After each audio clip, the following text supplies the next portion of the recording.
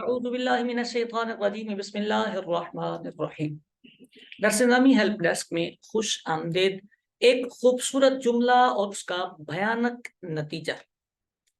जुमला बहुत ही खूबसूरत है। वो जुमला ये है कि जो काम नबी पाक सल्लल्लाहु अलैहि वसल्लम ने और सहाबा इकराम अलैहिमुर रिदवान ने किया, सिर्फ वही ठीक है।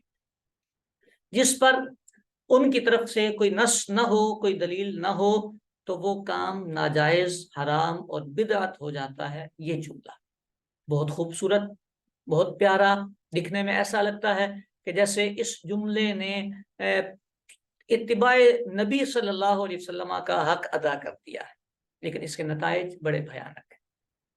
आप कहेंगे कि आप कैसी बात कर रहे हैं? बिल्कुल दुरुस्त बात कर रहा हूं मैं। इस पर आपको गुफ्तगू करता हूं तो नतीजा सामने देता हूं। आप वीडियो लाजमी मुकम्मल देखिएगा। आपने ही कहा है जो बात नबी करीम अलैहिस्सलाम ने बयान कर दी, सहाबा से जो मनकूल हो गई, सिर्फ वही अमल जायज है। हम हर अमल के बारे में ये फॉर्मूला बना के देख लेते हैं, क्या बनता है। शरीयत मुतहरा आपकी तरफ मुतवज्जे होती है, आप इबादत करते हैं, आप मुआमलात करते हैं, अपनी जिंदगी के हर मामले में शरीयत आप पे तवज्जो करेगी और आप अहकाम के पाबंद हो जाएंगे। मैं नमाज की बात करता हूं, आप नमाज पढ़ने लगे, किसी ने आपसे पूछा किराअत करने का हुक्म क्या है नमाज में, आपने कहा ये फर्ज है। तकबीर कुनूत क्या है, आपने कहा ये वाजिब है। सना क्या है, आपने कहा ये सुन्नत है। आपने ये कहा है सुन्नत है, तो अब एक साइल आपके पास आ जाएगा, वो ये कहेगा इसको किसने कहा है, ये किसने कहा है कि ये फर्ज है, ये वाजिब है, ये सुन्नत है। आप कहेंगे हदीसों में आया है, तो किसी हदीस में ये जिक्र नहीं आया कि किरात फर्ज है। किसी हदीस में ये जिक्र नहीं आया तकबीर कुनूत वाजिब है। ये आया है कि किरात करनी है, ये आया है कि तकबीर कुनूत कहनी है, ये आया है कि सना पढ़नी है, लेकिन किरात फर्ज है, तकबीर कुनूत वाजिब है। ये जो कैटेगरीज आपने की हैं, ये किसी हदीस में नहीं आई, किसी रिवायत में नहीं आई, कहीं बुखारी मुस्लिम में इसका जिक्र नहीं मिलेगा। और सिर्फ नमाज ही नहीं, आपकी जिंदगी का हर अमल। आपकी तिजारत के बारे में बात आएगी, तो तिजारत के बारे में अल्लाह ने ये तो फरमाया है कि ये कर लो, ये ना करो, लेकिन ये नहीं कहीं लिखा कि ये बै मकरू होनी है, फासिद होनी है या बातिल होनी है। हर्रमर रिबा, अल्लाह ने फरमाया रिबा को हराम किया है अल्लाह, लेकिन सूद वाली बै का हुक्म क्या होना है, वो बातिल है कि फासिद है या मकरू है, ये आपको किसी रिवायत में नहीं मिलेगा। हालांकि ये फैसला करना पड़ेगा आपको, ये आपको फैसला करना पड़ेगा, वरना आप सूद के पैसों का कभी मसला सॉल्व नहीं कर सकेंगे। अगर आप इसको बै बातिल करार दे देंगे तो उन पैसों का मसला अलग बनेगा, फासिद करार देंगे तो उनका मसला अलग बनेगा, मकरू करार देंगे तो उसका मसला अलग बनेगा। हर्रमर रिबा, सूद हराम, तो सूद वाली तिजारत बातिल, फासिद के मकरू, कहीं नहीं मिलेगा, ना सहाबा इकराम से मिलेगा, ना आपको खैरुल कुरून में नहीं मिलेगा। ये अल्लाह ने कुरान पाक में फरमाया है वज़रुल बै, अजान के वक्त, जुमे की अजान के वक्त तिजारत नहीं करनी, बै छोड़ दो। मकरू है, फासिद है, बातिल है, नहीं। अच्छा, ये आपसे सवाल होगा आपके, ये दीन का हिस्सा किसने बनाया, ये वाला दीन का हिस्सा किसने बनाया? जब नबी पाक ने नहीं बयान किया, सहाबा इकराम अलैहिमुर रिदवान ने नहीं बयान किया, तो फिर इसको दीन का हिस्सा किसने बनाया है? अब अगर आप यहां से ये जवाब देने की कोशिश करेंगे कि ये फुकाहा ने किया है, जरूरत थी, तो क्या ये जरूरत नबी पाक को पता नहीं थी? क्या ये जरूरत सहाबा इकराम को पता नहीं थी? अल्लाह करीम ने जब दीन मुकम्मल किया तो इसकी गुंजाइश क्यों छोड़ी गई कि जो बाद के लोगों ने आके करना है काम, इसकी गुंजाइश क्यों छोड़ी गई? ये सवाल हर उस शख्स से है जो कुल्लु बिदअतिन दलाला का मफहूम गलत बयान करता है। वो उस कुल को इस्तिगराक में लेकर गलत मफहूम बयान करने की कोशिश करता है। वो ये बताएगा कि ये वाली बिदअत जो है, जो फुकाहा ने बयान की, नबी पाक ने नहीं बयान की, अल्लाह पाक ने नहीं बयान की, सहाबा ने नहीं बयान की, खैरुल कुरून में नहीं थी, तो ये किसने बयान की है? अगर आप ये कहें अच्छा ये आपकी जिंदगी के हर मसले में आएगी, हर उन्वान पर आएगी, आप निकाह करेंगे उसमें भी आएगी, आप तलाक देंगे उसमें भी आएगी, आप नमाज पढ़ेंगे उसमें भी आएगी, आप बच्चे पालेंगे उसमें भी आएगी। अब आपने ये फैसला करना है कि वो जो आपने सवाल किया था उस सवाल का नतीजा क्या निकलने वाला है। आपने खूबसूरत लिबादा उड़ाकर, वो कहते चांदी के कवर में लिपटा कर एक बात पेश कर दी, लेकिन मेरे मोहतरम आपने दीन की उस जड़ पे हमला किया है कि आने वाली नस्ल आपसे ये सवाल करेगी, फिर वो कहेगी बस उन्होंने नहीं किया तो हम भी नहीं करते, फिर बात खत्म हो जाएगी।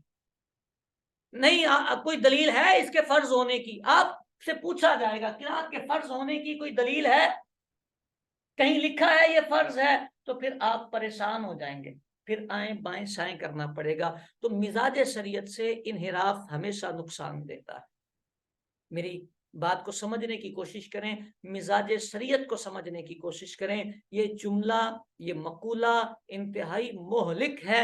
ये दीन की उस जड़ पे हमला करता है जहां से आने वाली नस्ल को आगे रास्ता नहीं मिलेगा। आप समझने की कोशिश करें, आप किताबें खोलें, मुताला करें, चीजें समझें, मेरी गुफ्तगू ना परखें। आप तन्हाई में बैठ जाएं और तन्हाई में बैठ के सिर्फ अपनी जिंदगी का फैसला करें। कितने अमल आपकी जिंदगी में ऐसे हैं जिसमें आप सहाबा और नबी करीम सल्लल्लाहु अलैहि वसल्लम के मामूलात का जिक्र करते हैं, और आपकी जिंदगी के कितने अमल ऐसे हैं। यहाँ एक और गलती होती है, वो गलती ये होती है, कहते हैं ये दीन का मामला है, ये दुनिया का मामला है। ये इंतहाई गलत बयानी होती है। मुसलमान की जिंदगी का हर अमल शरीयत मुतहरा की नजर में रहेगा और दीनदारी का अमल कहलाएगा। अगर आप इत्तेफाक नहीं करते तो आपकी मर्जी है, लेकिन आप जिंदगी में जो भी अमल करेंगे शरीयत मुतहरा आपकी तरफ मुतवज्जे होगी। आपसे उसके जायज, नाजायज, मुबाह होने का शरीयत मुतहरा, हलाल हराम मुबाह होने पर शरीयत मुतहरा तवज्जो देगी। आप 14 अगस्त मनाएं, आप ईद उल वतनी मनाएं, आप चप्पल खरीदें, शरीयत फैसला करवाएगी कि जायज है कि नाजायज। शरीयत आपकी तरफ मुतवज्जे होगी, इसका मतलब आप चप्पल भी खरीदें तो वो शरीयत के दायरे से बाहर नहीं निकलती, आपकी दुनियादारी नहीं है। आप मस्जिद में सीमेंट लगाएं तो ये दुनियादारी नहीं है।